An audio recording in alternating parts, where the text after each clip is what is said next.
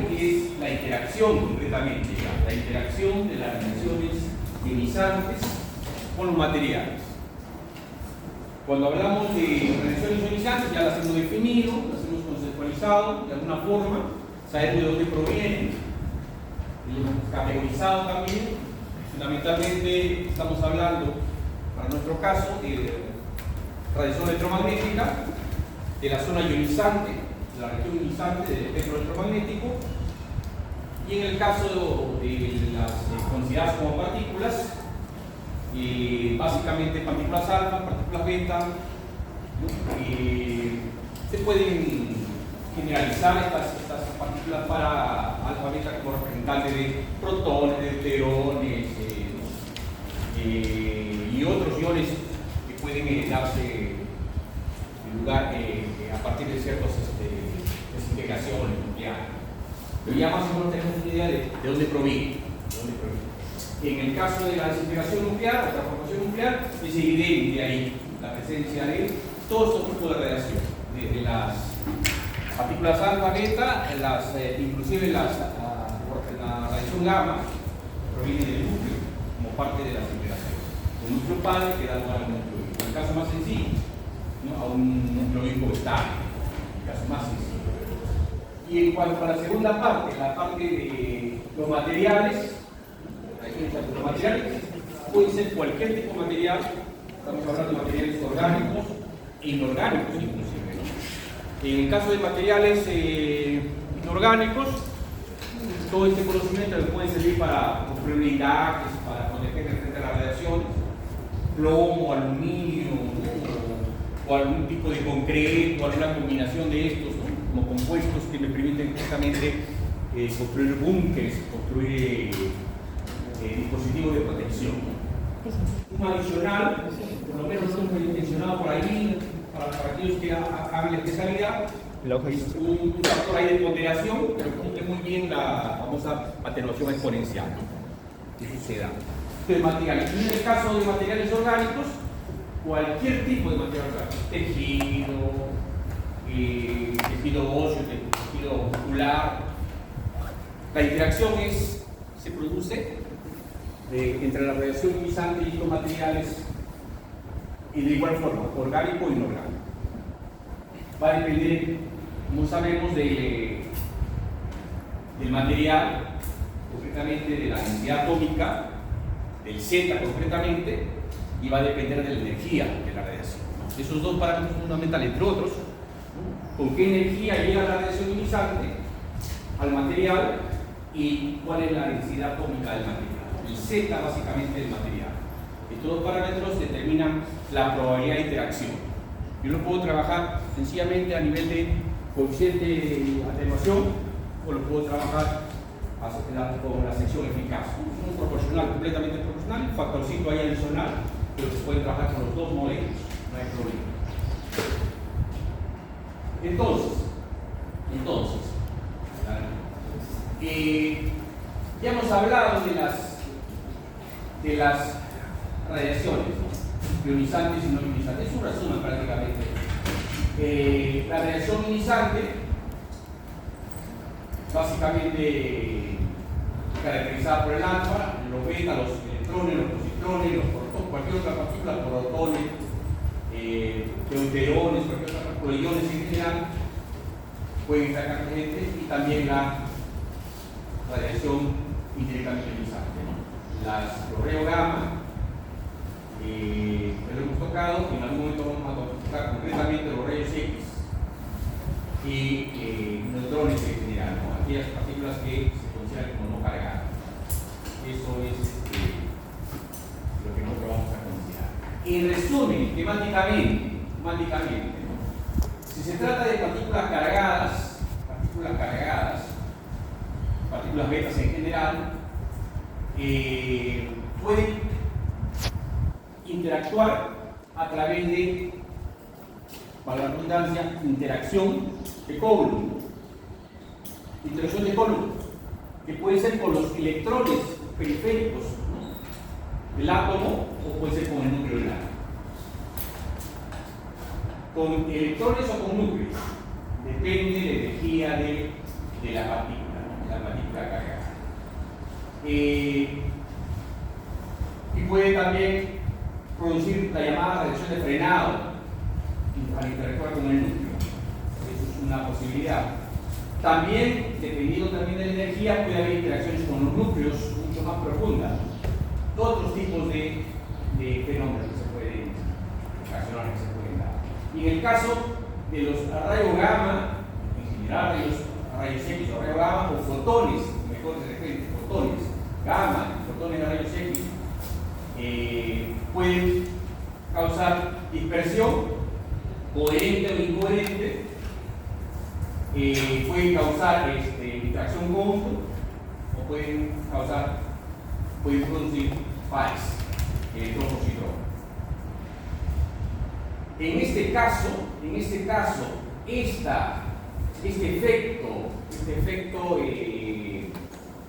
primer proceso que se produce en la interacción de partículas sin carga con los materiales puede dar lugar a, y se produzcan electrones, y les hablaba de una interacción primaria, una interacción secundaria, puede darse lugar a electrones, producto de la interacción, por ejemplo, con los electrones de la periferia del átomo, puede darse lugar a electrones, podría ser electrones.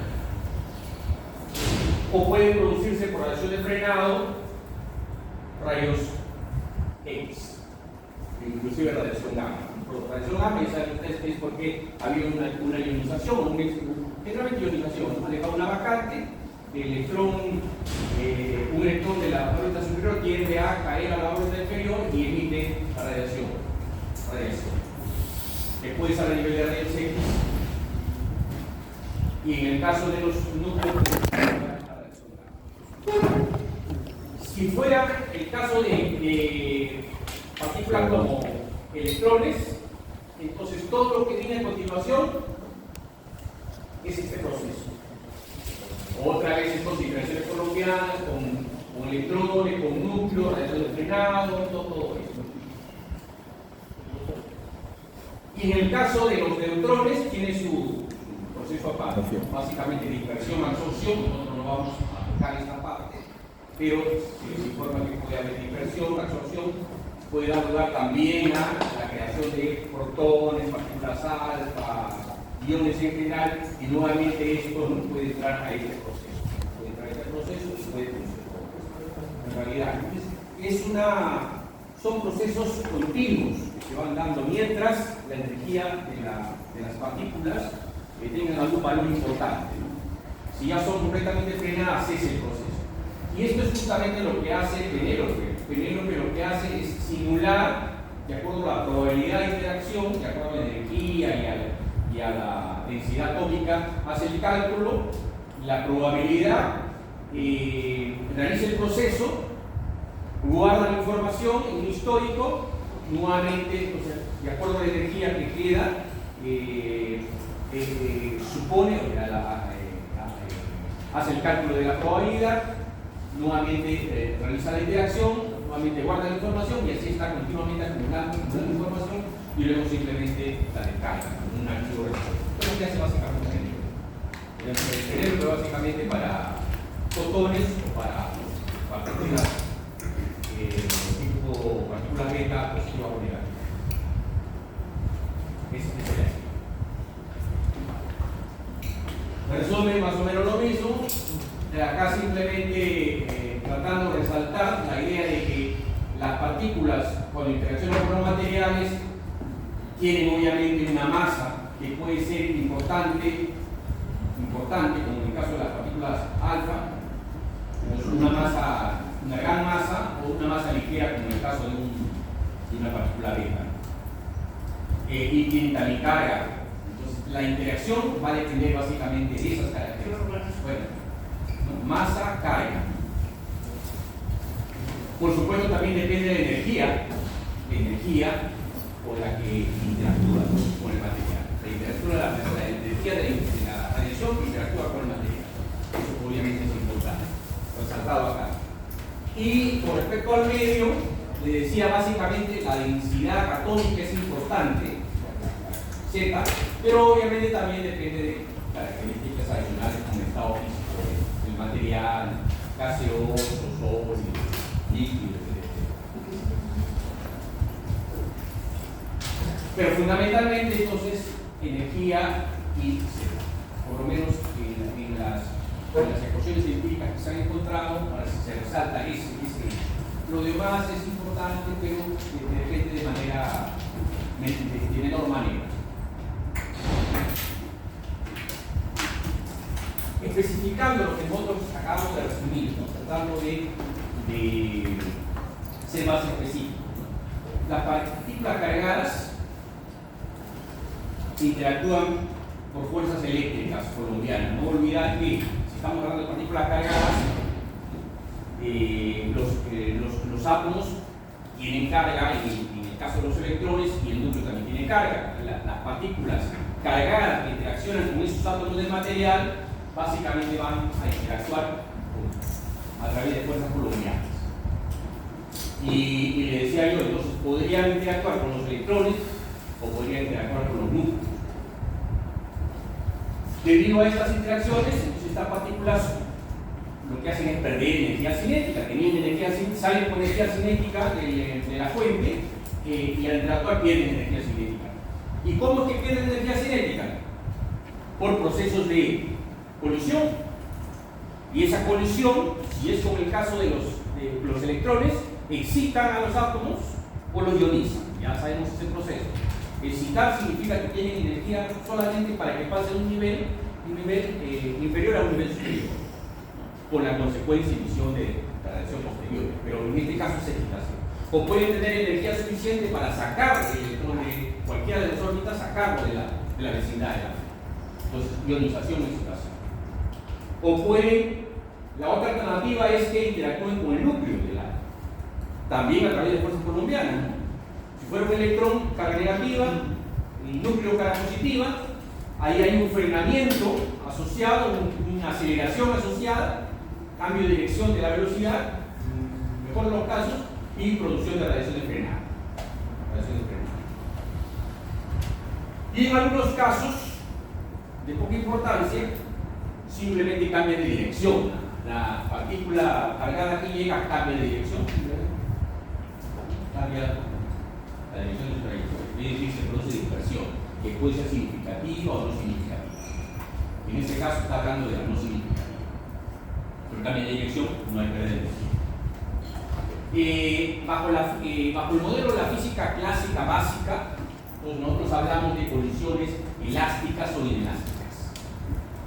Cuando en la física básica se habla de colisiones elásticas, estamos hablando de colisiones en las cuales no hay pérdida de energía. No hay pérdida significativa de energía. Y cuando hablamos de colisiones inelásticas, en ese caso sí hay pérdida de energía, obviamente con la conversión de energía en otro tipo de energía.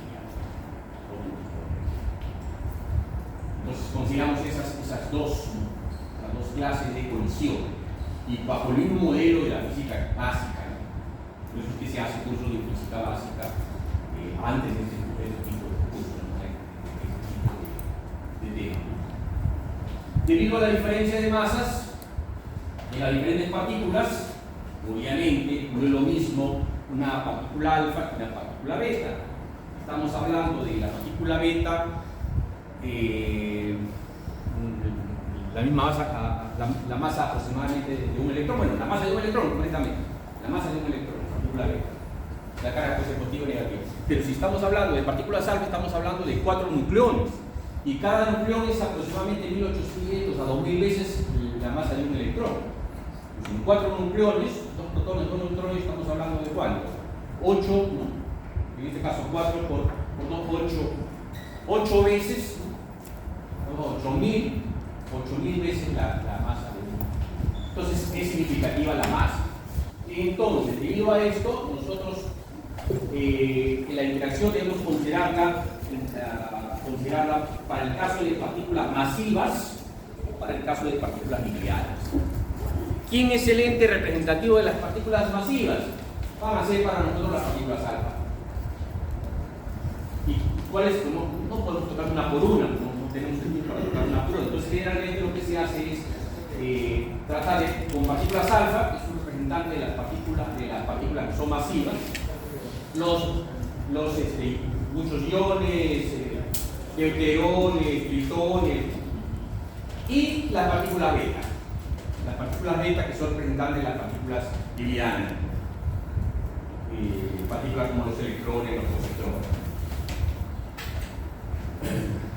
Bueno, aquí agregué simplemente algo que en su momento vamos a tener que definirlo, pero las pérdidas de energías deben cuantificarse, y esa cuantificación se hace a través de una definición, de una cantidad física definida como poder de frenado, stopping power, poder de frenado. Lo vamos a tener que definir en su momento. Entonces, dos tipos de partículas, las livianas y las pesadas. La partícula beta como representante de las partículas livianas. Entonces, hablemos de las partículas beta, ¿no? Las partículas beta, en este caso, son partículas, las hemos presentado, son partículas que tienen la misma masa que un electrón, que pueden tener carga positiva o negativa, son emitidas del núcleo atómico con velocidades que pueden llegar a muy cercanas a la velocidad de la luz. Si se quiere hacer de manera concienzuda profunda esto, en realidad muchas veces se aplica un modelo relativista. En otros casos, como muchas partículas no tienen ese nivel de velocidad, entonces las podemos trabajar clásicamente. Pero con esa consideración, que en muchos casos se acercan a la velocidad de la luz, y entonces obviamente ya el fenómeno cambia. Posee energías menores a los 4 megaelectronvolts, y básicamente, resumiendo lo que acabamos de explicar, es ionización, excitación y reacción de frenado. Con toda claridad, excitación, ionización, que hemos explicado en cada caso, y reacción de frenado. La ionización y excitación es a nivel de la corteza del átomo, y la reacción de frenado es a través de una interacción con el núcleo atómico.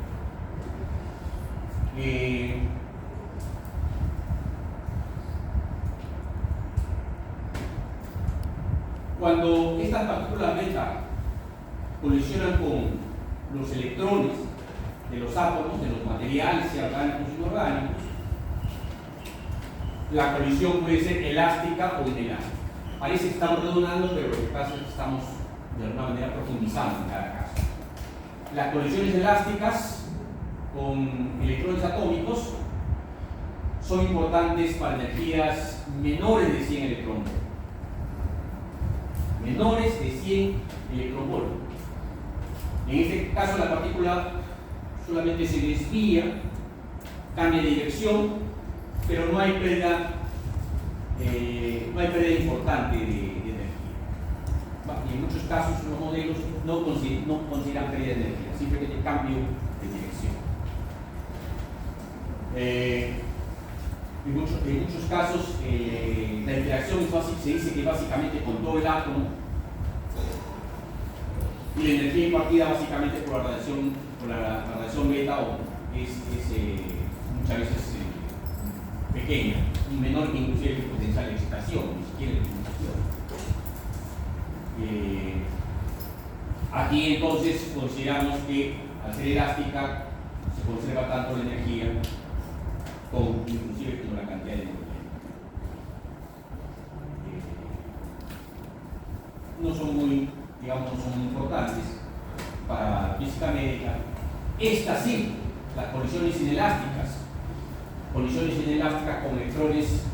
electrones de los átomos, los materiales, esa es la forma más predominante para la evaluación de partículas cargadas, de livianas, de poca masa.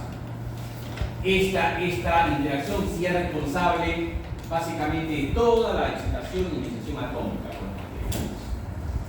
En algunos casos puede producir radicales, puede haber disociación de las moléculas del material blanco, puede darse el caso como la famosa producción de radicales libres en el agua, que es uno de los mecanismos mediante los cuales la célula es dañada. En el primer caso ya se sabe que se produce como consecuencia se produce la radiación electromagnética, claro, si es excitado, el átomo es excitado, entonces obviamente por su propia naturaleza el átomo va a necesitar regresar a su estado base y ahí se emite radiación electromagnética, eso ya lo saben ustedes desde la primera clase. En el segundo caso se produce un par iónico, cuando hay ionización se produce un par iónico, y en el caso de la ionization es la explosión de radicales libres. Podría darse el caso. Lo menciono acá porque para el caso de explosión radiológica consideran este tercer proceso, que es fundamental para la evaluación del daño celular. Si nosotros creamos H2O2, radicales libres a través del agua, y la célula consume básicamente agua, pues la célula queda dañada a través de este fenómeno. Bueno, eso lo hablará en la zona de boca. En este caso, para conexiones inelásticas, se conserva la cantidad de movimiento, pero obviamente la energía no hay conservación para el caso de conexiones inelásticas. Ese es con los electrones. Y en el caso de la interacción con los núcleos, puede haber también conexiones elásticas, también conexiones inelásticas. Las conexiones elásticas, en el caso de las conexiones elásticas, la partícula otra vez simplemente desviada de su trayectoria. Obviamente estamos hablando de una interacción con el campo nuclear, campo eléctrico nuclear. Pero en esta interacción poca energía y solamente en el caso de las partículas beta se puede considerar este proceso de poca importancia. En el caso de las conexiones inelásticas con los núcleos de los átomos, este sí es predominante. En este caso la partícula perdería una parte importante de su energía cinética, por la interacción colombiana. Entonces, en ese caso la partícula es frenada, generalmente es frenada, se dice acelerada, pero en general es una desaceleración. Y en este caso la energía perdida por la partícula es y en este caso la energía de la partícula se convierte en radiación electromagnética, la famosa radiación de frenado. Aquí no son valores discretos, hay una radiación que puede ser una radiación continua de energía. No es como el caso de excitar un átomo. Cuando un átomo se excita, un electrón pasa a otro nivel, y cuando el átomo se desexcita, la energía que emite tiene exactamente un valor. Hemos hecho esto, ¿no? La energía de esa radiación electromagnética es exactamente la diferencia entre el nivel superior al nivel inferior. Hay un valor discreto de energía. En este caso no. Y en este caso puede tener cualquier valor, un valor mínimo y un valor máximo. Por eso es que se dice que se emite un espectro continuo de energía. Un espectro continuo de energía. Está la parte continua a nivel de la interacción con el otro, y la parte discreta a nivel de la interacción con los electrones periféricos. Entonces aquí hay la necesidad de definir cantidades físicas para poder cuantificar este tipo de interacción. Uno de los primeras magnitudes, cantidades físicas que necesitamos es a qué distancia llega la partícula, en este caso las partículas beta, hasta donde llegue el material. Entonces, una primera magnitud, el alcance. El alcance se define como la mínima distancia en la que se detiene la radiación inicial. En el caso de partícula beta, obviamente tendrá un alcance promedio, se hablará de partícula beta, un alcance promedio. Y hay que considerar que su recorrido hay una pérdida de energía en cada una de las interacciones, ¿no? Una particularmente colisionan, por ejemplo, en el caso de los electrones, colisionan con un electrón, pierde una energía, luego colisiona con otro electrón, pierde otra energía, y así va perdiendo en cada colisión. Y hemos graficado cómo tiene esa trayectoria zigzagueante, ¿no?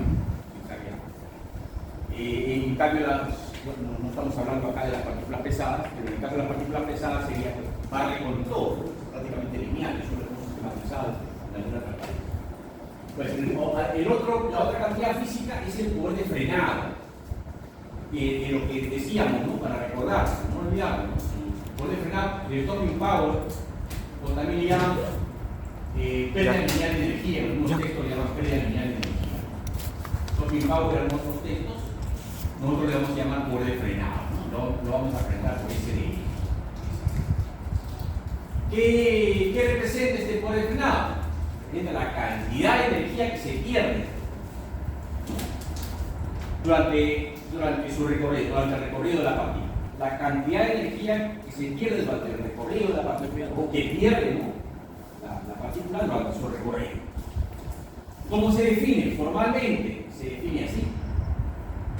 La energía cinética perdida, pues está al menos, la energía cinética perdida por unidades de camino recorrido. Ese es el stopping power, bueno, nosotros lo estamos llamando poder de frenado a secas. Poder de frenado a secas. Esto es importante para caracterizar entonces las partículas básicamente cargadas, ¿no? En su interacción con los materiales, para cuantificar, necesitamos un ente cuantificador, la otra cantidad física es la transferencia lineal de energía, ¿no? Esto es de alguna forma lo que se entrega al material. La partícula ionizante llega al material con una cantidad de energía y pierde una cantidad de energía en su recorrido. A eso está asociado esta cantidad física. En cambio aquí está asociado a cuánto se transfiere al medio. Cuánto de energía es transferida al medio. Localmente, acá la definición está limitada. También se conoce como TLE, transferencia lineal de energía, o en inglés, ¿no? LEC también, ¿no? Transferencia lineal de energía. Representa la energía impartida, se dice, energía impartida, como entregada, energía impartida por la radiación localmente al medio. Obviamente en un entorno limitado por la trayectoria de la partícula. Lo que pasa es que es por unidad de longitud, por unidad de trayectoria, ¿no? Lo que pasa es que aquí hay una diferencia, parecería que fuera lo mismo, ¿no? Pero debe quedar claro que la energía que es entregada al material, no toda se queda en el material.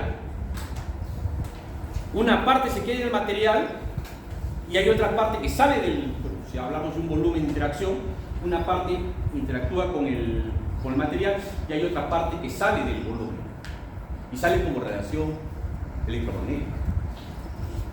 Y lo que queda en el material es básicamente una energía transferida por colisiones, por excitación, por ionización. Pero la radiación de frenado sale del volumen fuera lo que se conoce como el volumen localmente considerado. El efecto lo vamos a ver acá, matemáticamente lo vamos a poder representar aquí, ¿no? Entonces, la definición formal de transferencia lineal de energía es, ¿no? Energía media localmente impartida, negativa acá, por distancia recorrida. Y si estamos hablando de localmente impartida, tenemos que conocer solamente el proceso de ionización y excitación, ¿no? Hemos transferido por ionización y excitación energía al medio. Si nosotros queremos de alguna manera relacionar estas dos cantidades físicas, tendríamos que hacer lo siguiente, ¿no? Este stopping power, este poder de frenado, si se quiere, que es definido así como pérdida de energía por unidad de recorrido, estaría asociado a una pérdida de energía por ionización y excitación y una pérdida de energía por radiación. Que se entienda eso, es fundamental. Repito otra vez, la pérdida de energía de las partículas cargadas que interactúan con el material, ¿no?, debe de disociarse en una pérdida de energía para ionización y excitación, que produce ionización y excitación, y una pérdida de energía que produce la reacción de frenado. No olvidar que esta interacción es básicamente con los electrones de los átomos. Y este de acá es con el núcleo. Con el núcleo. Solamente esta porción, esta cantidad, se le puede igualar a la transferencia interna. De conclusión, el poder de frenado va a ser igual a la transferencia interna de energía más la pérdida de energía por radiación. Eso es lo importante para poder cuantificar. No hay otra alternativa. ¿Ya? Eso debe quedar claro. Si no está claro, pregunten. Esto es lo más importante. Ahora, esto es el poder de frenado a secas. Pero igual que cuando se consideró ¿se acuerdan el coeficiente lineal de atenuación? Había un coeficiente lineal de atenuación. Entonces, en muchos casos se necesitaba que ese coeficiente de atenuación no dependa del medio. Y para que no dependa del medio, lo dividen entre la densidad del medio. Aquí pasa lo mismo. El stopping power, que depende básicamente del medio, lo dividen entre la densidad y definen un poder de frenado másico. Es el poder de frenado a secas dividido entre la densidad. Eso me da el poder de frenado másico. Entonces todo esto se puede llevar a nivel de poder de frenado simple o poder de frenado másico. Profe, Sí. el L es la transferencia lineal. Transferencia lineal de energía, claro. Esto es lo que queda en el medio. ¿Y por qué es importante? Porque cuando hablemos, la siguiente clase, hablemos de dosis absorbida. La dosis absorbida es una cantidad fundamental en la física médica. Y cuando hablemos de dosis absorbida, la dosis absorbida básicamente está asociada con esta cantidad. Dosis absorbida. Cuando se hable de Kerma, el Kerma tiene que ver con el total. Luego eso lo vamos a definir en su momento. Bueno, poder de frenado máximo, hasta aquí entonces el poder de frenado simple dividido entre la densidad, y la ionización específica definida como el número de pares de iones producidos por la partícula en su recorrido. Esa es la ionización específica, número de pares de iones producidos por la partícula por unidad de recorrido.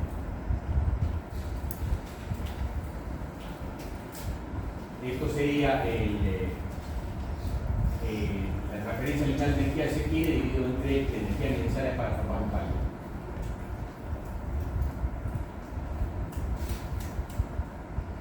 Sí, esto es desafortunadamente necesario, es un poquito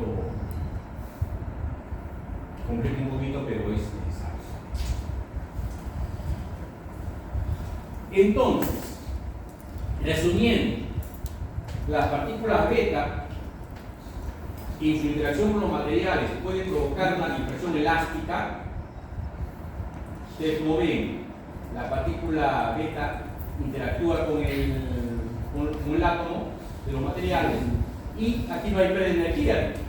La partícula beta continúa su trayectoria, ha cambiado de dirección probablemente, hay una dispersión ahí, pero la energía es la misma. No hay pérdida importante, despreciable completamente de energía. A eso se le considera como dispersión elástica. No hay pérdida de energía.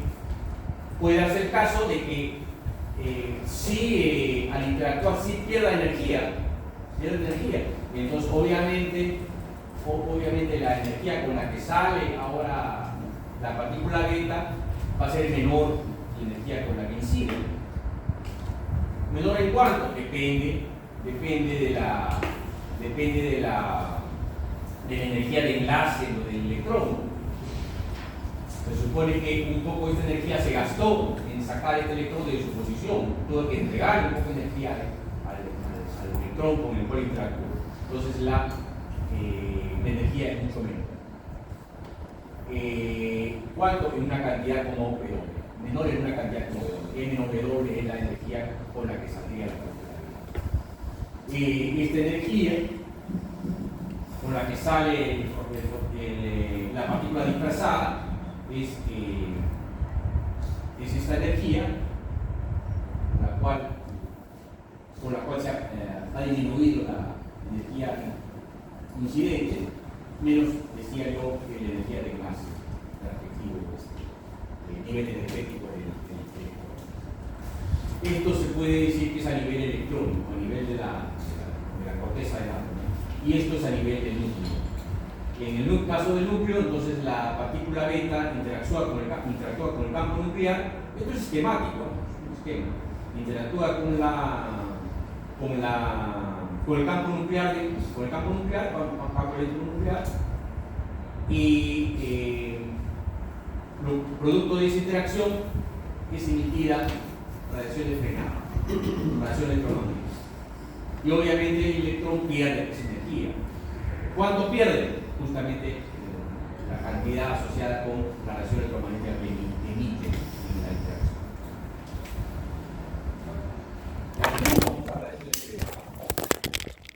Pero puede darse lugar a que el electrón en la vecindad del núcleo, pueda crear, dependiendo de la energía, pueda crear dos fotones. La partícula como tal desaparece y lo que se produce es dos fotones, la famosa aniquilación. Se producen dos fotones con cierta energía mínima, cuya dirección está asociada con la conservación de la cantidad de movimiento del sistema. Esto también puede producirse. Vamos a poder revisar esto luego en un fenómeno complejo, un proceso complejo. Pero este es, digamos, en resumen lo que se produce en el caso de la interacción de la partícula beta con un sistema.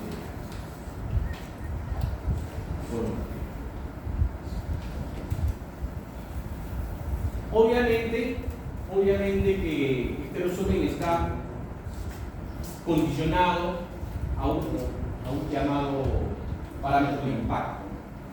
Si nosotros consideramos el átomo con su radio atómico, el núcleo en el centro, y nosotros consideramos la trayectoria de la partícula que llega, en este caso la partícula beta que llega al interactuar con el átomo de los materiales, va a depender básicamente de esta distancia, la distancia del centro del átomo hacia la trayectoria. Física nuclear es el llamado parámetro de impacto, se representa generalmente por B.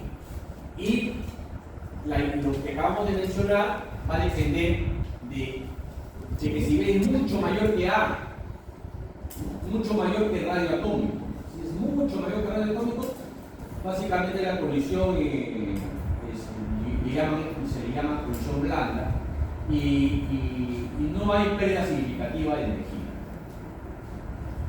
Cuando el parámetro de impacto es del orden más o menos del radio atómico, ahí sí la colisión se considera como colisión dura en física nuclear, y el electrón sí, en ese caso, transfiere una fracción importante de energía cinética. Hay una pérdida importante de energía. Si el parámetro de impacto es mucho menor que el radio atómico, estamos hablando de una interacción con B prácticamente muy cercana al núcleo, ¿no es cierto? Porque sería mucho menor B que el radio atómico. B sería el radio atómico y B estaría muy cercano al núcleo. En ese caso se produce la interacción radiactiva, es decir, la reacción de frenado. Hay interacción con el núcleo blanco. Y ahí es donde le decía yo que se emite radiación electromagnética ya no del continuo, ya no del discreto, sino de un continuo entre cero y la energía de la partícula. Se conoce como el continuo de energía. Esto se mide en el laboratorio cuando hay el equipo necesario y se mide efectivamente todo ese espectro de energía continua.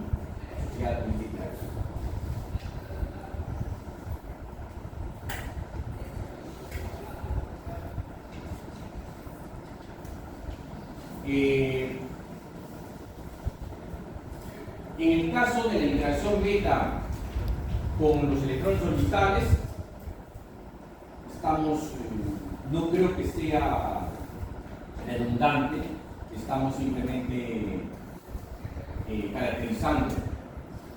Hemos hablado de ionización y excitación, hay pérdida de energía por colisión, y ahí la característica fundamental es el poder determinar la pérdida de energía por unidad de recorrido, por ionización y excitación. Y esto es todavía dividido entre la densidad. Esto sería el stopping power másico por colisión. ¿Cuál colisión? Ionización y excitación. Entonces, en este caso, estamos hablando de excitación, la posibilidad de que nosotros interactuemos con un electrón en una de las órbitas,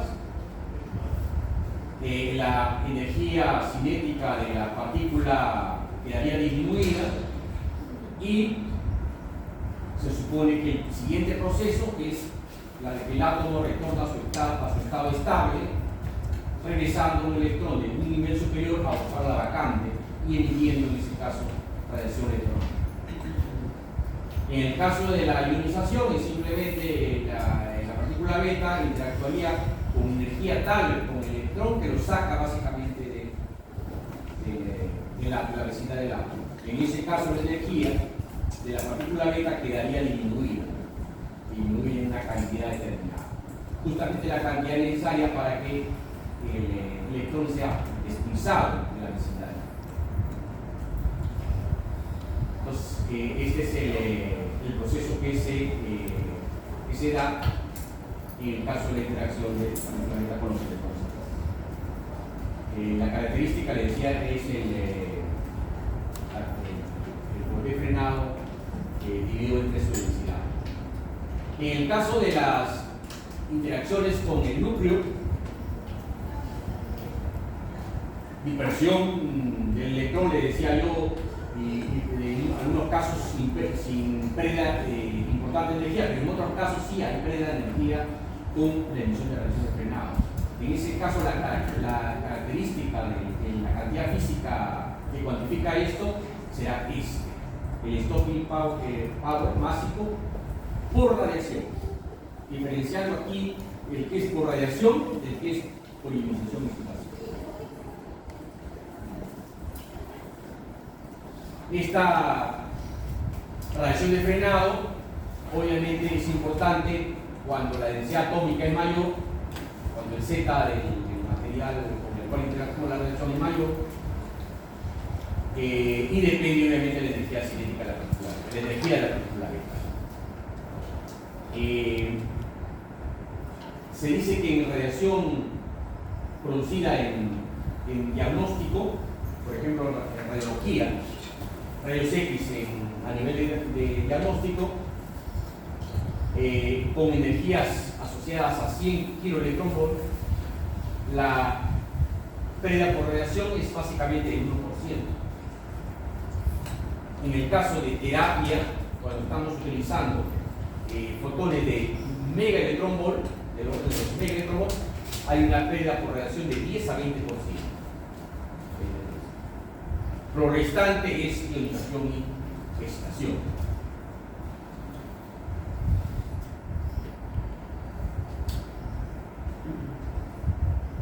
En el caso de la radiación de frenado, es básicamente la partícula beta que llega interactúa con el campo nuclear, y aquí es donde de alguna manera se frena. Hay un cambio de dirección, aceleración producida por el cambio de dirección, por la interacción colombiana, y obviamente se produce radiación electromagnética. Dependiendo del material y dependiendo de la energía de la partícula, se puede producir radiación a nivel de los rayos X. Así que es así como se explica la función del proceso. Muchas cantidades han sido obtenidas desde hace muchos años de manera empírica. Se habla, por ejemplo, de la eficiencia de la radiación de frenado respecto a la ionización y excitación. Cuán eficiente es este proceso. y se dice que empíricamente se ha encontrado que es el producto de justamente la energía por el Z del material y el Esta es una relación completamente empírica, hecha básicamente de experimentación.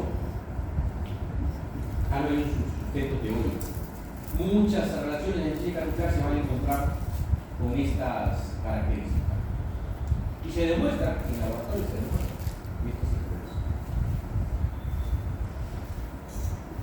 Bueno, esto es lo mismo que hemos hablado.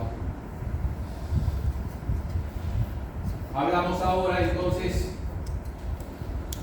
de la eficiencia de la radiación respecto a la emisión y estación, producto de E por Z, E en M. Si tenemos un número adimensional. Es el Z del material y este es el valor de la energía. A esto le llaman la eficiencia, la producción de la reacción de frenado respecto a la emisión y estación. Esto es lo que ya hemos mencionado, asociado con la transferencia de la energía.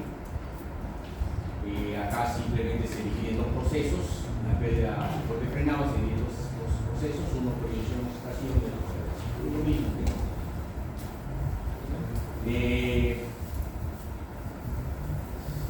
Hay otras relaciones empíricas, muchas relaciones empíricas. Acá he rescatado una más, ¿no? Dice el alcance másico para partícula beta, el alcance máximo una plastilina para partícula beta se puede encontrar a través de esta relación. 0,542 multiplicado por energía máxima de la partícula menos 0,133, otra relación empírica. Y esto solamente se cumple para energía de la partícula beta entre 0,8 y 3 megaelectronvolts. 0,8, 800 G y 3 megaelectronvolts. Se cumple en el laboratorio. El famoso alcance máximo.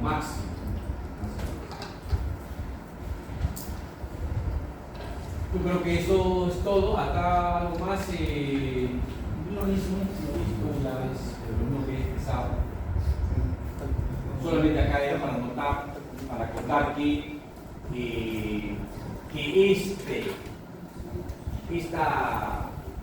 esta componente está asociada con la dosis. Nosotros vamos a tener que definir kerma y dosis absorbida. Kerma y dosis absorbida. La dosis absorbida fundamental para la física médica está asociada con al de colisión, porque la dosis se define como la energía impartida, localmente impartida al medio. Pero la energía con la que llega la radiación, una parte se queda en el medio y otra parte se va como radiación de frenada. Entonces, lo que queda en el medio es dosis absorbida. Y eso es interesante. Entonces, esta transparencia estaba asociada a eso, a tratar de indicarles cómo es que luego vamos a poder asociar la dosis con este miembro, asociado a la colisión, es decir, ionización y excitación. En otro momento empezamos con la transferencia lineal, la transferencia lineal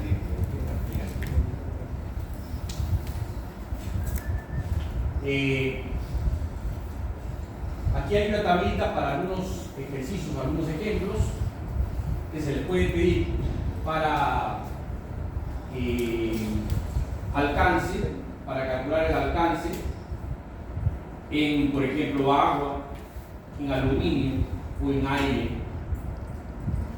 o en todo caso comprobar que las relaciones empíricas funcionan. Y se supone que ese alcance máximo va a depender de la energía. Depende del material y depende de la energía.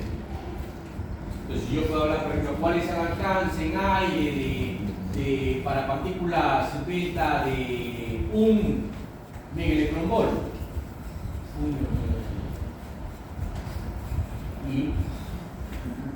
Y tenemos acá el valor en milímetros.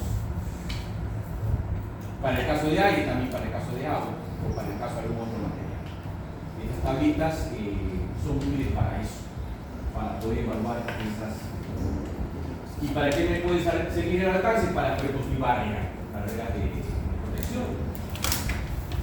Si sé el alcance de la partícula beta en el material, yo entonces construyo un material que tenga un grosor mayor que el alcance.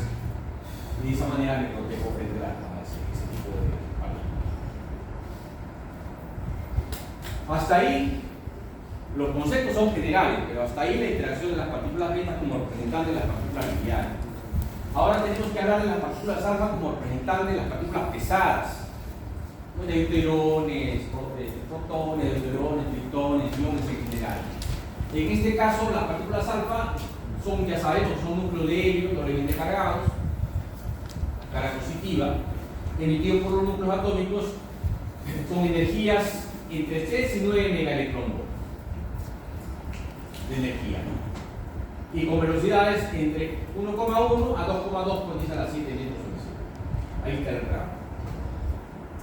Por eso es que nosotros pudimos construir, bueno, los científicos pudieron construir cañones con partículas alfa. Miren lo importante de su energía cinética y lo importante de su energía, con la cual podían interactuar con material. En el caso de las partículas alfa, no podemos hablar de interacción con los núcleos, no tiene sentido, porque los núcleos átomos es mucho más masivo que un núcleo. Y entonces la posibilidad de producción de reacción de frenado es escasa, sin importancia. Pero pueden obviamente interactuar con el núcleo, con el átomo como un todo y producir ionización y producir excitación. Entrega energía al paquete completo y producto de esa interacción se puede producir excitación o ionización, fundamentalmente. Entonces, esa es su contribución principal en la interacción de la reacción. Su alcance se representa, ya hemos visto esquemáticamente, es básicamente lineal, arrasa con todo, pero fácilmente se frena, producto de su gran masa y su doble carga, se frena. Más o menos tiene ese comportamiento, ¿no? Lineal casi y luego frena drásticamente. Y no frena tan sencillamente, acá tiene una colita adicional. Por esa razón se han definido, cuando se quiere hacer esto de manera profunda, se han definido varios alcances de la partícula. Entonces se habla de un alcance máximo, aparte del alcance máximo, esta colita, un alcance medio y más o menos a la mitad, un poco más de la mitad de este cambio brusco. Aquí estamos hablando del alcance medio y también del alcance extrapolado. Esto se proyecta esta pendiente y se encuentra acá de acá. Pero lo importante es que las partículas alfa se frenan, llegan a un alcance determinado y luego se frenan drásticamente, como hemos visto nosotros en los esquemas anteriores. Son masivas, básicamente masivas. Otra vez acá, la ionización total, otra relación empírica. La ionización total producida por una partícula alfa en aire, en condiciones normales, de presión y temperatura, se puede calcular así. Y ionización total, que es los pares de iones producidos, 2,88 por 10 a la 4, energía cinética de la partícula, en medio. Hay que buscar en la tablita cuál energía le corresponde, multiplicarla por 2,88 por 10 a la 4 y ahí tengo yo la cantidad de pares de iones que produce. Otra relación entre las muchas relaciones empíricas. Y aquí se denota cómo es que la producción de ionización de la partícula alfa aumenta en una pequeña fracción de longitud. Llega a un máximo y ahí decae drásticamente. La famosa curva de Planck, conocida en física nuclear. Pero en el caso de la partícula alfa no hay mucho más, básicamente el borde frenado por ionización y excitación, hemos dicho que por radiación no es significativo. Y en el caso que nos pidan la relación de frenado, el borde frenado Si la pérdida de energía por unidad de recorrido por disminución de excitación, simplemente debo tener en cuenta la disminución específica, de dónde sacar las tablas. Aquí donde está la disminución específica, acá está. Disminución específica, requerimiento de energía y de energía necesaria para tener un paño. Hay que buscar tablitas como esta. Tablitas como esta para partículas alfa, ¿no? Hay ahora también para fotones, pero para partículas alfa es esta cantidad. En aire. Entonces habría que multiplicar este valor por uno de estos valores dependiendo de la energía y poder encontrar el poder determinado. El alcance, en cuanto al alcance en aire, esta es su relación empírica. En aire. Ya es más complicado en otro medio, hay que hacer otro tipo de hay que obtener otro tipo de datos. Pero en aire es suficiente con esta relación empírica. 0,309 por la energía a la 3 media. Para cuando las energías, obviamente las partículas altas están en un rango determinado. Fuera de ese rango ya la relación empírica ya difiere significativamente. Acá está el alcance, acá está la dimensión. El alcance para diferentes materiales se puede observar, por ejemplo, para tejido biológico, que muchas veces es diferente. Tarjeta de frío. Depende de la energía. Aquí están los famosos alcances en aire y en tejido biológico. ¿Qué más? Para partículas alfa no hay más. Eso es todo. Partículas beta y partículas alfa. Representantes de partículas livianas y de partículas pesadas. Y ambos representantes de partículas cargadas. No hay más. Eso es todo lo que vamos a considerar. Funciona para materiales orgánicos, materiales inorgánicos. Ahora vamos a analizar la interacción de radiación indirectamente ionizante, concretamente de fotones, que pueden ser fotones de rayos X, pueden ser fotones de radiación gamma, de rayo gamma, fotones gamma. Fotones, interacción de fotones con los materiales.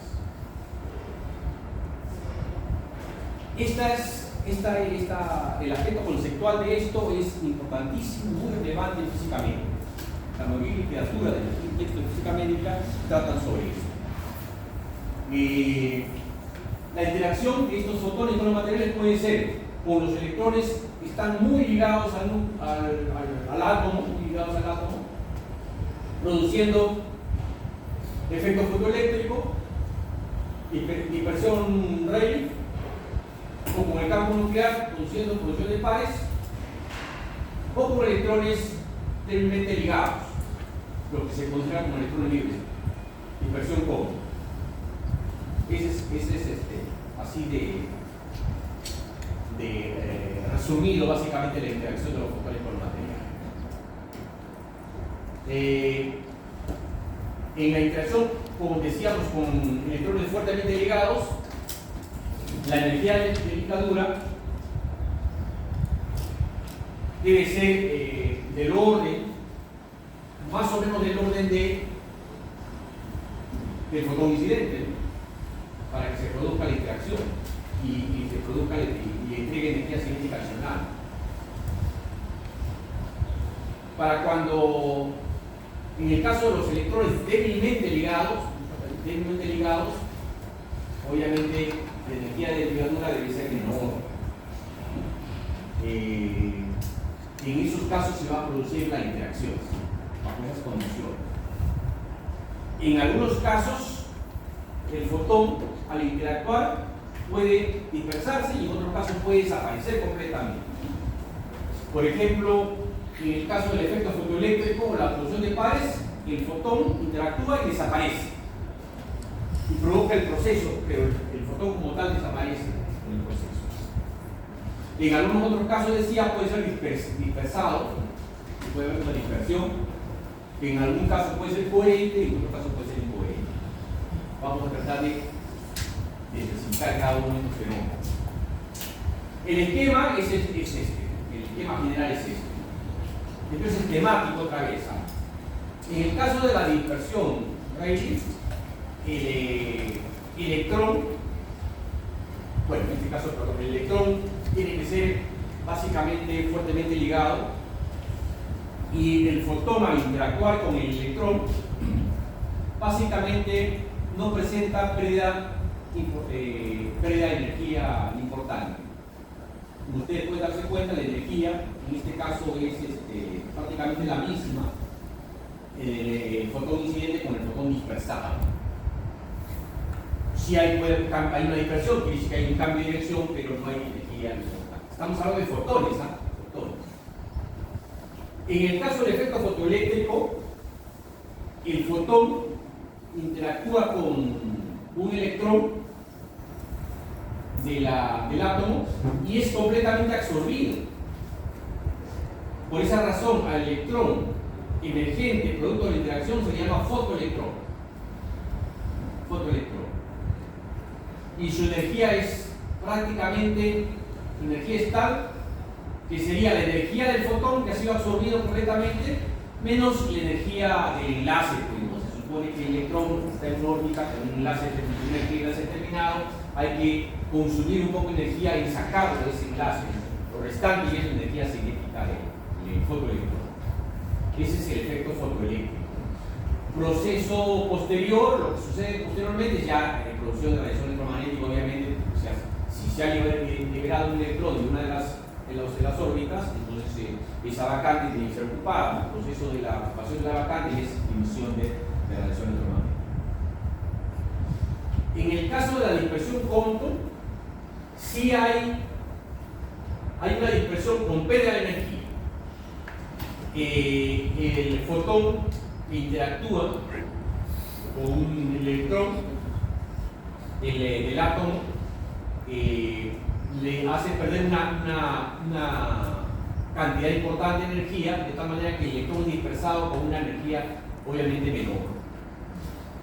Y el electrón sale pues, con su propia energía cinética, produciendo excitación o ionización en el átomo. Aquí hay toda una teoría de choques.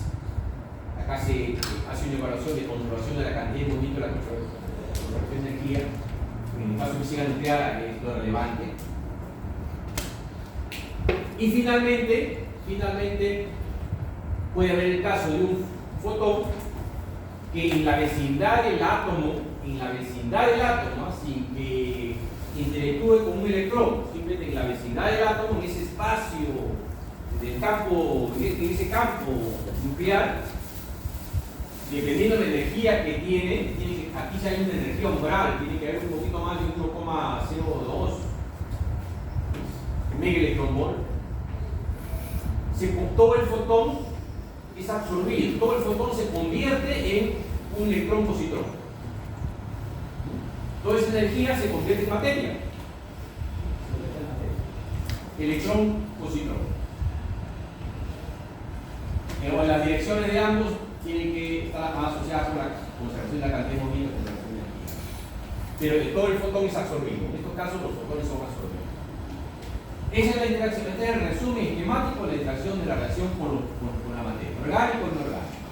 Acá se ha hecho también, por razones mnemotécnicas, un cuadrito para estos 4 tipos de efectos, ¿no? La dispersión Rayleigh, la dispersión Compton, el efecto fotoeléctrico y la producción de Parry. Resumiendo acá, la interacción de los fotones. Para el caso de la dispersión Rayleigh, los electrones básicamente son fuertemente ligados. Los electrones, esta interacción se produce con electrones fuertemente ligados. Igual que en el caso del efecto fotoeléctrico. Se dice con electrones fuertemente ligados, de tal manera que el fenómeno se dice que el fotón interacciona básicamente con todo el átomo.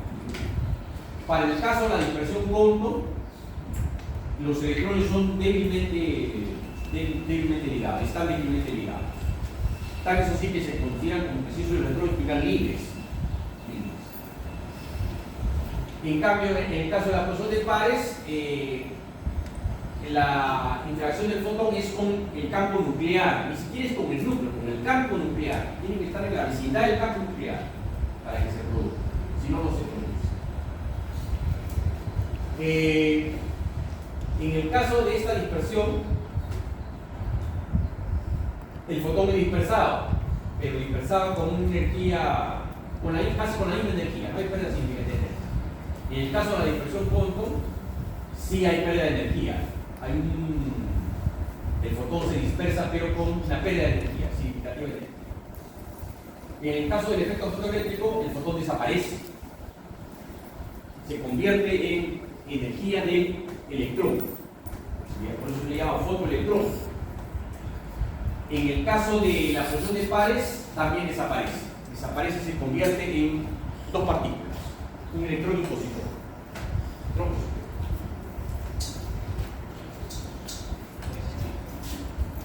Relaciones empíricas asociadas con la dependencia de la energía.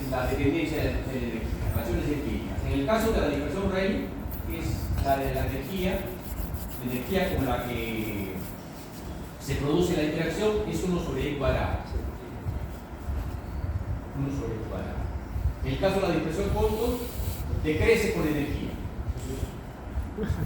En el caso del efecto fotoeléctrico es 1 sobre E cubo, y en el caso de la fusión de pares aumenta con energía.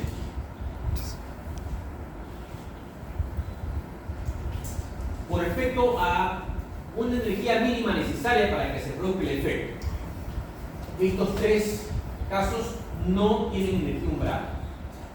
No tienen energía umbral. Se puede producir con cualquier valor de energía necesaria, suficiente obviamente, pero en este caso, en la fusión de pares, sí se necesita una energía umbral. Es alrededor de 1,002, 0,05. ¿Por qué? Porque se necesita que el fotón, al convertirse en dos partículas, un electrón y un positrón, se cree la masa. Y no se puede crear masa mientras no hay energía necesaria para que se convierta en masa. Y si hace un cálculo y se determina que cada masa de reposo de cada partícula tenga aproximadamente 0,5, 0,500 de M, 0,511 de M. Entonces, un electrón, un positrón, la suma de los dos da 1, y algo de M. Mientras no tenga esa energía para crear la masa de reposo, no se puede producir la fusión de pares. Ya, lo restante es energía cinética de las partículas. Energía cinética. Por eso es que hay una energía umbral. Hay una energía umbral para el caso de la fusión de pares.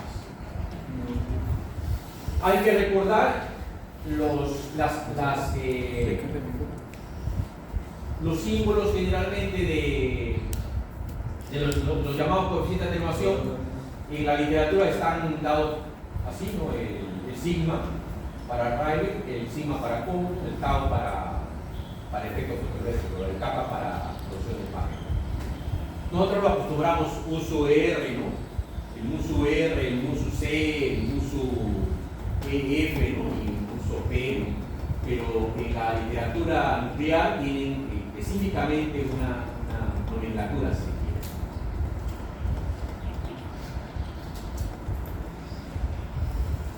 Partículas liberadas,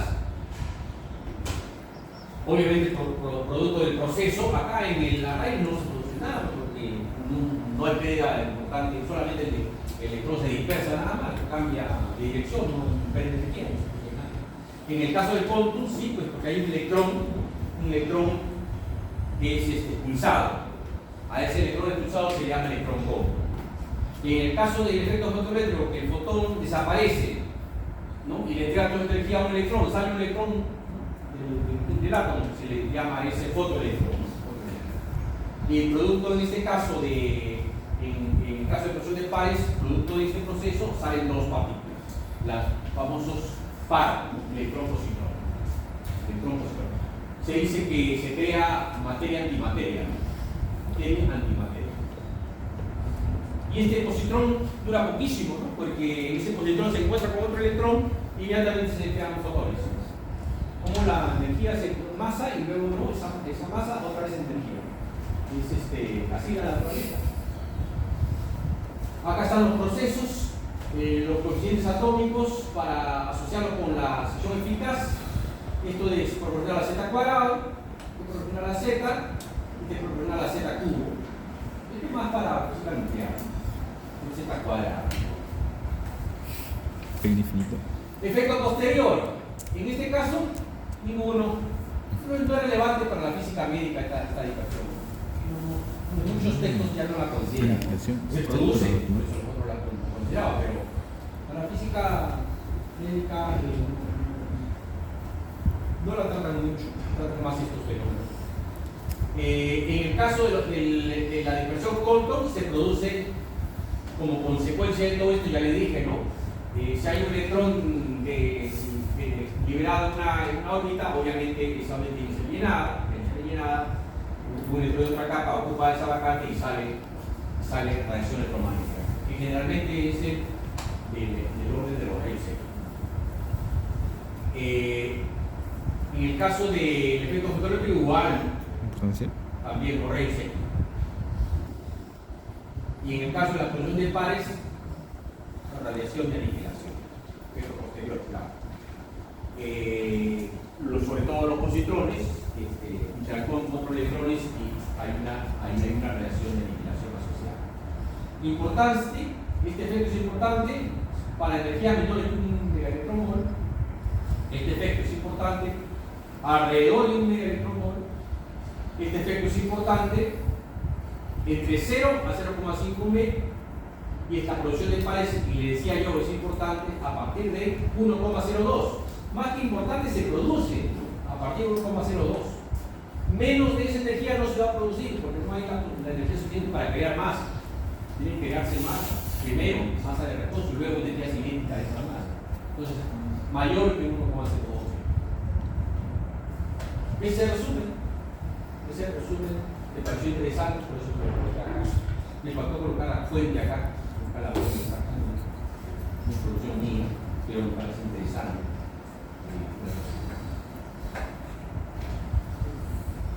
A ver si finalmente aclaramos esto lo mejor que podamos, porque esto es importante para la física médica, es importantísimo. Y acá vamos a relacionar estos valores con algo que ya hicimos, ¿no? Que había que especificar, no sé si lo adelanté en su momento, había que relacionar, ¿no?, lo que nosotros hemos definido como coeficiente de atenuación lineal con esto. Nosotros lo evaluamos macroscópicamente, ¿no? Pero microscópicamente cada una de las interacciones de ese fotón con el material tiene que ver con esto. En el caso de la dispersión Bray, ¿no?, se dice que es una dispersión coherente en el sentido de que el fotón conserva prácticamente su energía, conserva su longitud de onda. El fotón interacciona prácticamente, como les decía yo, como si fuera con todo el átomo. Son electrones fuertemente ligados. Los fotones son dispersados por electrones fuertemente ligados. No excitan, no ionizan al átomo. No hay pérdida significativa de energía. No pierde energía. La energía incidente es prácticamente la energía del fotón dispersado. ¿Vale? Se presenta principalmente a bajas energías, el electrón incidente, y en materiales de Z altos. Eso le dije, eso siempre. En el tejido vivo, la importancia de esta dispersión es despreciable. Por eso muchos de los textos de física médica correctamente no lo consideran, pero se producen, por eso es que hay que tocar, hay que analizarlo. Pero para ellos no es importante. En cambio, esta dispersión, la Compton, es que llaman, es un tipo de dispersión incoherente, no coherente como en el caso de Rayleigh. En este caso es incoherente porque hay una pérdida de energía. Obviamente la longitud de onda del fotón dispersado va a ser diferente que la longitud del fotón incidente. En este caso, recuerden que se produce con electrones débilmente ligados y le cede prácticamente una parte importante de energía al electrón, ¿no?, a este electrón que le llaman electrón Compton. La energía de este fotón incidente obviamente va a ser utilizada para romper la energía de enlace, y entregar energía cinética a ese electrón que ahora es expulsado, y lo restante queda con energía del, se queda con el fotón dispersado, se queda con lo restante, con esta energía restante. Prácticamente esta energía se convierte en estos tres factores. Porque se depende del frío. Ahí está bien denotado. La sección eficaz que le decía es ordenar la Z para corto. Es importante entre 100 y 10, entre 100 keV y 10 megaelectronvolt. Es importante. Prácticamente va de valores de diagnóstico hasta todo lo que es terapia. Es importante este fenómeno. La absorción de energía se realiza principalmente a través de este efecto, de esta dispersión, todo este rango de energía. Ya, esto ya no lo sabemos.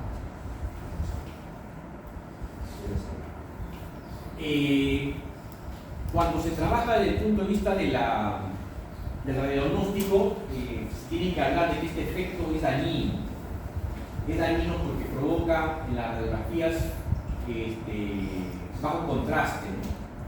Y se produce un oscurecimiento de la imagen, la degradación básicamente de la imagen, en rayos X. Si esto se mejora, lo mejoran tecnológicamente, lo mejoran con colimadores, colocan las placas, son unos colimadores para que los fotones, como son dispersados en diferentes direcciones, prácticamente se filtren básicamente en el atenuador. Ahí hay componentes ya técnicos. Pero es dañino, no contribuye a un buen contraste.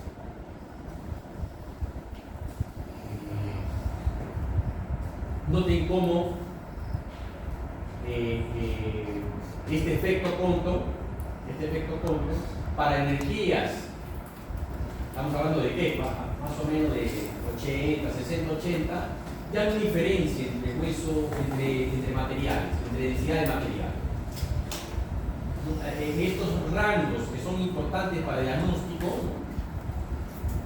no contribuyen al mejoramiento del contraste. La imagen prácticamente interactúa igual con hueso y con tejido.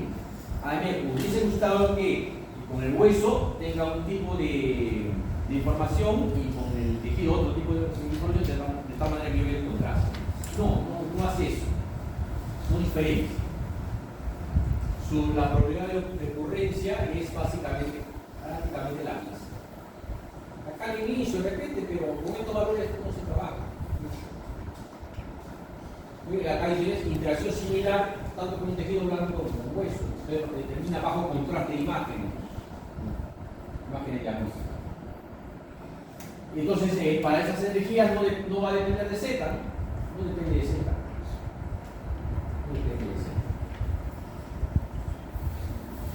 Y hemos hablado nosotros del coeficiente de atenuación máximo, ¿se acuerdan?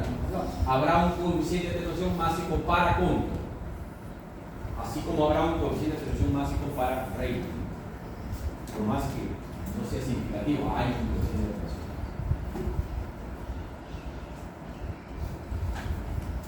Bueno, este efecto Compton, características, probabilidad de interacción, dependiente del material, lo mismo que hemos dicho, energía transferida al medio aumenta con energía, sí, el tejido blanco, la interacción dominante, ya hemos dicho también, entre 100 keV y 10 keV. No es eficaz para diagnóstico, también lo hemos dicho, bajo nulo contraste, provoca mucho ruido, genera radiación dispersa, perjudicial para el trabajador profesionalmente expuesto, no me conviene. Entonces hay la necesidad de la placa gráfica para disminuir este efecto, colocar colimadores. Vamos al otro efecto, al efecto fotoeléctrico. Este efecto sí es importante, sí contribuye al contraste. En este caso estamos hablando de un fotón que llega interactúa con un electrón fuertemente ligado, se produce generalmente con un electrón fuertemente ligado, y la energía de este fotón es absorbida completamente. No hay un fotón dispersado en este caso, es absorbida completamente y le entrega toda esa energía primero. Esa energía es utilizada para romper energía de enlace, es necesario, ¿no? Romper energía de enlace y luego entregar energía cinética al electrón.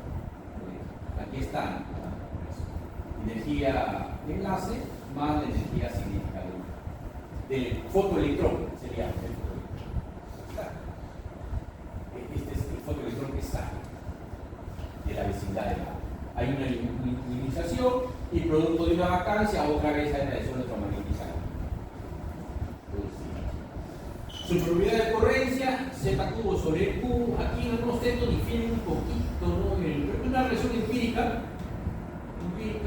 y estas relaciones son obviamente probadas en laboratorios sofisticados, entonces un poquito, a no ser con valores determinados, saber exactamente, ¿no? La relación que yo tengo es Z cubo sobre Q. En tejido, la energía promedio transferida y absorbida es justamente esta, la Q. Es esta. Claro, porque acá no estamos hablando de relación de frenado, entonces básicamente la energía transferida al medio es la energía absorbida por el medio, básicamente la misma. El fotón es absorbido y estándose un electrón, obviamente producto de esto, entonces ahora también la relación de frenado, porque se ha sacado un electrón y ha dejado una vacancia. Ahí hay consecuencia de la acción electromagnética posterior, como parte subsecuente del proceso. Es un proceso dominante en absorción de fotones para energías de hasta 500 G, medio predominante. Y también es una interacción dominante para materiales de bajo número atómico. Se produce, en este caso, se produce para bajo Z. Aquí está otro esquema igual. Todo esto, fotoelectrón. Es lo mismo, ¿no? Parte de energía comunicada en romper la ligadura y lo demás como energía cinética. Aquí está el tau asociado al fotoeléctrico, nosotros lo definimos como coeficiente de atenuación. Coeficiente de atenuación lineal o másico del efecto fotoeléctrico, ¿no? Pero tiene su respectiva notación.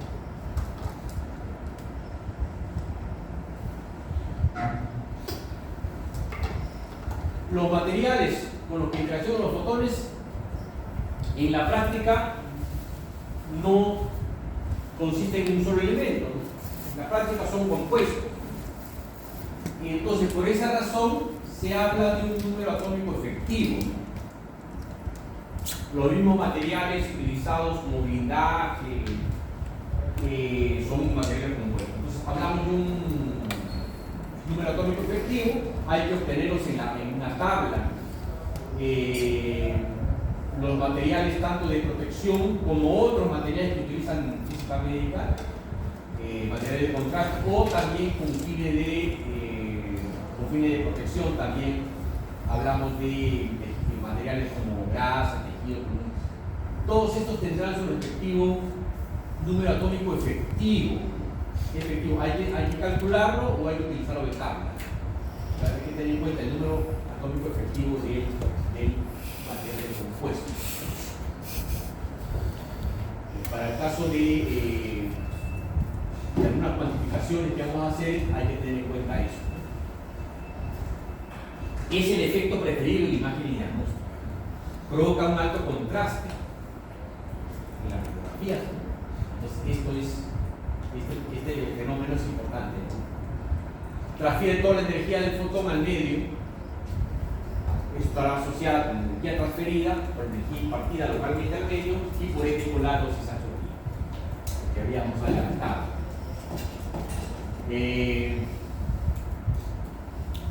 la probabilidad de que se produzca una interacción fotoeléctrica es, ya decía, Z cubo sobre E cubo. Aquí está representado el coeficiente másico de atenuación por efecto fotoeléctrico. Y entonces, aquí hay un esquema que nos permite tratar de entender cómo es que yo puedo tener una relación entre el coeficiente de atenuación o la coeficiente de atenuación no es otra cosa que probabilidad, lo definimos así, la probabilidad de interacción, ¿no?, entre un material y otro. Y si yo observo en estas gráficas están confeccionadas en base a la probabilidad relativa de interacción respecto a la energía. Y muchas veces se tienen estas tablas en el uso clínico para rayos X, ¿no?, para diferentes energías. Si yo quiero trabajar, por ejemplo, ¿no?, con 50 keV de energía, quiero evaluar para 50 keV de energía, aquí visualizo 50 keV de energía en hueso, subo la perpendicular trazada, interactúo con la curva, y acá en el punto de intersección otra perpendicular, y acá obtengo el valor 0,1. 0,1 es la probabilidad relativa de interacción en hueso para energía de 50 keV. Hago lo mismo acá, para 50 keV, y me doy cuenta que para 50 keV es prácticamente 0,01 la probabilidad. Esto es una escala semilogarítmica, ya ustedes ya entienden que es una escala semilogarítmica, en este caso de 3. Y de esa manera yo podría saber, ¿no?, cuán diferente es una interacción o cuán diferente es la probabilidad de interacción entre un hueso y el tejido plástico. Ahí está su valor, 0,1, un hueso por respecto a 0,01 del tejido, y ahí obtengo la relación. Entonces, esto con lo que es para que ustedes vean cómo es que estas gráficas ayudan a tratar de entender algunos tipos de interacción, básicamente en estos casos atenuación de un material con respecto a otro.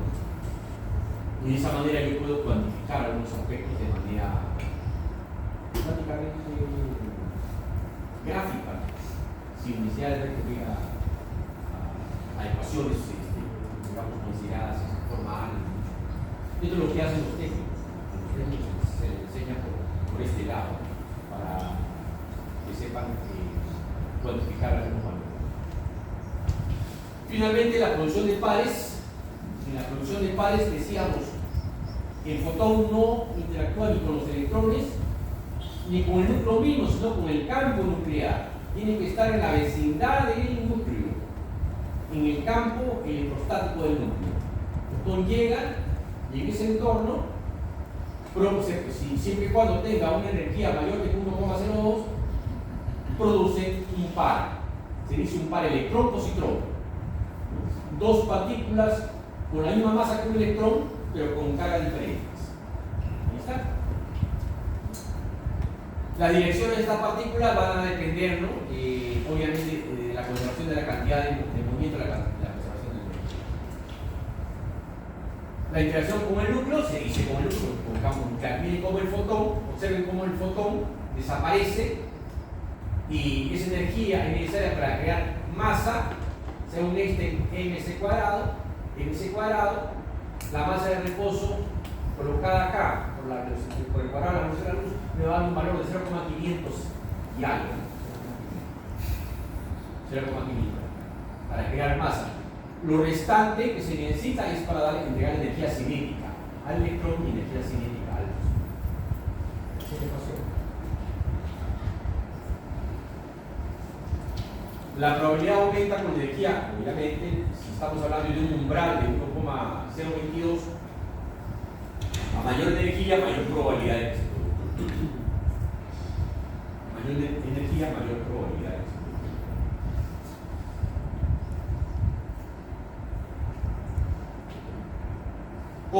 Como consecuencia de esto, el positrón obviamente se encuentra con un electrón y desaparece.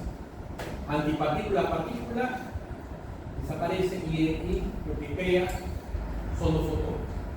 Dos fotones otra vez de 0,500, que es la masa de reposo de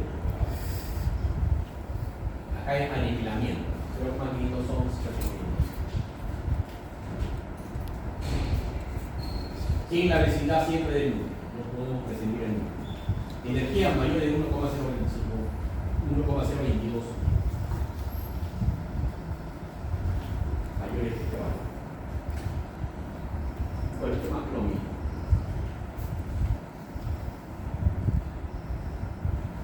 Y acá está el enlace. Ustedes deben acordarse que nosotros hemos teorizado respecto a el número de núcleos,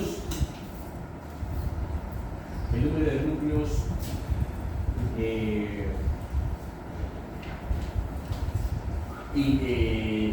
emergen de un blindaje determinado bajo ciertas condiciones cuando hay una cantidad de núcleos que inciden, ¿no?, sobre un haz determinado. Esto lo hemos trabajado con I, con intensidad, o puede ser trabajado con I. Pero la relación aquí estaba asociada con que el N inicial podía la menos UX, ¿no?, que es lineal. Y si dividíamos entre densidad que era el máximo, ¿verdad? Este coeficiente de atenuación lineal no es más que la suma de los coeficientes de atenuación producto de la interacción, de la probabilidad de interacción de cada uno de estos efectos. Rayleigh, punto, fotoeléctrico de explosión de pares. Está con su respectiva notación. En algunos textos simplemente colocan acá el musu R, el musu C, el musu F, pero esta es la notación nuclear. Pero lo importante es entender entonces que que es un macro que viene de la contribución de cada uno de ellos.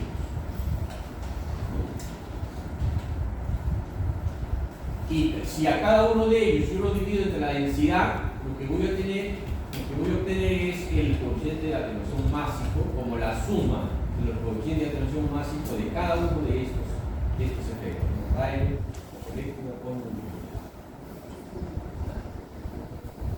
explosión de pares. Con esta notación, asumiendo esta notación, para que se vea la cercanía con este valor.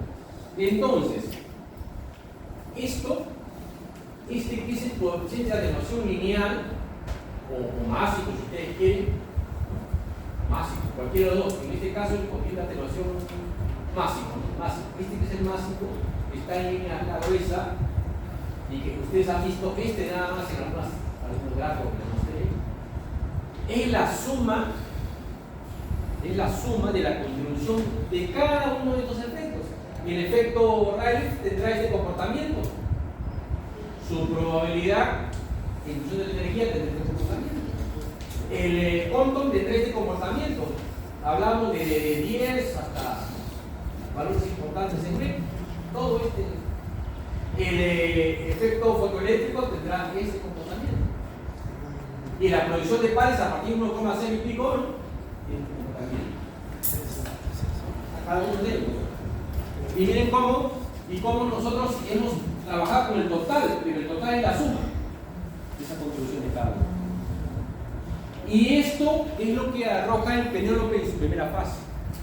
El Penélope, para cualquier material que ustedes quieran colocarle, simple o compuesto, si ustedes logramos hacer la primera simulación, vamos a tener una tablita con todos estos, ni siquiera una tablita también, pero gráficos de todas las contribuciones de ese tejido suave. Ustedes pueden ver para aluminio, para cobre, para bronce, para tejido, para hueso, para músculo, para lo que ustedes quieran. Entonces, con la simulación, solamente basta crear el material primero, como yo les narré, el material, y luego del material, y el siguiente que les nombré, ¿cuál fue? ¿Cuál fue el siguiente? Dos ejecutables les pedí yo. Primero era crear material, aluminio, plomo, ¿no?, agua, aire. Y el siguiente ejecutable que les pedí, ¿cuál era? El siguiente ejecutable, ¿no recuerdan? El siguiente, dame que digo. Tabla. Tabla. Entonces, con esos dos ejecutables, vamos a crear archivo respuesta. Ustedes cogen un archivo respuesta, uno de ellos, que crea cantidades de archivo respuesta, uno de ellos le da esta. Y si ustedes han creado material agua, le va a dar para agua. Lo importante ahí sería, y lo que yo quería que hagan ustedes en esta primera fase es tener el simulado y compararlo con un teórico. Por ejemplo, si sacamos el tejido suave, vamos a ver cómo es que la simulación arroja los resultados y luego lo comparamos con esto. Y vemos si la simulación está cumpliendo. Si lo que se da en la simulación, si lo que se obtiene en la simulación es cercano a lo que es. Por supuesto, en ese caso hay que llevarlo a la escala, ¿no? Para poder compararlo. Hay que compararlo. Ahora, ¿se puede trabajar con Menuplo? Sí, pero se puede trabajar también con Excel. Los archivos de respuesta están en código ASCII y puede ser obtenido con un blog de notas, por ejemplo. Que se copia esa tabla y se pasa a Excel, se carga en Excel. Y en Excel se grafica. Y en Excel pueden ustedes manejar mejor las escalas para que sea igualita que esta. Que falta de 10, 100, 10.000. Y en el caso del coeficiente de corrección básico, que empiece con 0,01 hasta 10. Una vez que tenemos los dos igualitos, ya se pueden comparar. E inclusive uno de ellos, nos podemos tomar trabajo uno de ellos de hacerlo en un formato transparente. Ustedes deben saber más que yo, ¿no? Formato transparente que no se ve el fondo, sino las líneas. ¿Verdad? ¿Tienen ese conocimiento? Entonces, pueden esa imagen sin el fondo, solamente la línea, podemos colocarla encima del teórico y ver si calza o no calza. Si calza 100%, entonces ya, sería el PNLP un simulador efectivo para cualquier tipo de material. Ya, y buscamos si no hay de acero, sacamos de acero, de concreto, de lo que sea. Para cualquier trabajo adicional ya tenemos un conjunto de tablas. Ya está, eso es. Acá está, por ejemplo, el agua. Igualito del agua. Este es el coeficiente de atenuación total. En este caso no está considerado el rayo, solamente punto fotoeléctrico y inclusión de pares. Y como el total depende de la suma de los parciales. La tabla. Esa tabla es utilizada en todos los libros de física médica. Todos tienen ese para poder establecer el comportamiento y saber en qué valores. Por ejemplo aquí. Es otra tabla muy parecida, otra gráfica muy parecida a la anterior. ¿Para qué me sirven estas tablas? Por ejemplo, aquí aprendamos, depende de una pregunta teórica en el examen.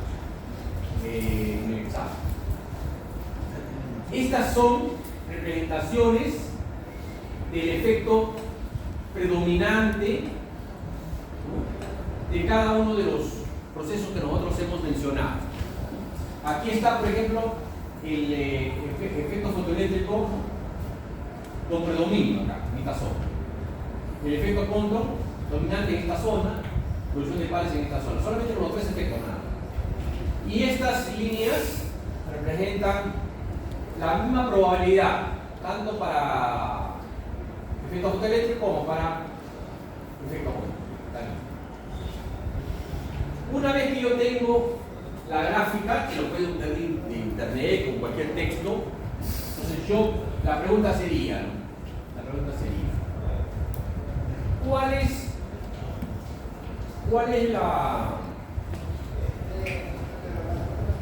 el efecto predominante entre 50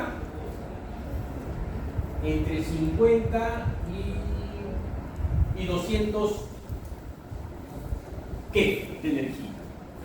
Entre 50 y 200 ¿qué? De energía son los valores característicos de los equipos de rayos X, de los botones de rayos X, entre 50 y 200. ¿Ya? Entonces yo quiero saber en esta gráfica qué predomina en radiología médica entre 50 a 200 kek de energía. Si yo convierto los 50 kek a MEC para poder utilizar la gráfica, estamos hablando de 0,05. Y si convierto los 200 kek a MEC, serían de 0,2, ¿no? 0,2. 0,1, 0,2. Entonces estaría en este rango y este rango. Ese sería el rango de las energías entre 50 y 200 K. 50 y 200 K. Ahora, la otra información que yo debo tener es el tejido humano. El tejido humano, su Z, ¿entre qué rangos está? ¿Cuál es el rango? ¿Entre qué valores está el Z en el tejido humano? Acá la información está entre 7 y 12. Entre 7 y 12. Entonces, esta gráfica es energía versus Z del absorbente. Estamos hablando de predominancia de cada uno de los efectos. Z del absorbente. Aquí estaría, yo hago una escala acá pequeñita de repente, hago una escala más pequeñita con una regla y determino que el Z entre 7 y 12, que es el Z del tejido humano, está entre este valor y este valor. Trazo acá una línea entre el mayor valor de 12 y el menor valor de 7 e intersecto con estas líneas que es de 50 a 100 y obtengo este rectángulo. La respuesta, si me preguntan cuál es el efecto dominante para el tejido humano, para energías de 50 a 200 K, ¿cuál sería? ¿Cuál es el efecto dominante? El efecto Fock. Sí. Esta gráfica me permite tener esa información. Entonces, acá podría ser para otro tipo de material, como otro tipo podría ser para material de blindaje, de donde hay mayor predominancia, los efectos predominan más, dependiendo de la energía. Puede ser por terapia, puedo yo tener estos rangos mucho mayores. Ahora con las nuevas tecnologías, o sea, con aceleradores lineales, podría yo trabajar con estos valores. Entonces ahí voy a saber si se va a producir más producción de pares, más efecto hondo o más.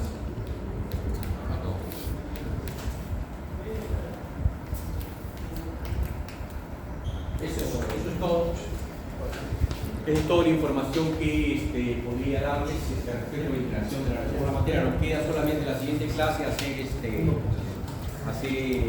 unidades, absorber, firma, extraerse 15 minutos. Apaga el ventilador.